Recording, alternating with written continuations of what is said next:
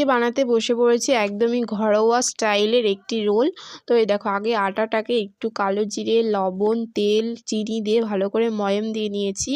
এখন লেচি কেটে পাতলা পাতলা করে রুটি বেলে নেব। তো এই দেখো, তাওয়া গরম করে রুটিটাকে ছেঁকে নিয়েছি, এপিঠ ওপিঠ হালকা করে একদম ছেঁকে নিয়েছি। ছেঁকে নিয়ে যে গাজর আর বাঁধাকপিটা ঝুরি করে রেখেছিলাম ওটা একটু বাটার দিয়ে তাওয়ার মধ্যে ভেজে নিলাম। আর এই যে রুটিগুলো যে ছেঁকে রেখেছিলাম ওগুলো তেল দিয়ে এপিঠ ওপিঠ একটু হালকা করে তেলের মধ্যে ভেজে নেব। নিয়ে এটাকে থালার মধ্যে রেখে এর মধ্যে একটু সস দেব আর ম্যাগি মশলা দিয়ে পুরো রুটিটাকে ভালো করে মিক্সড করে মাখিয়ে নেব।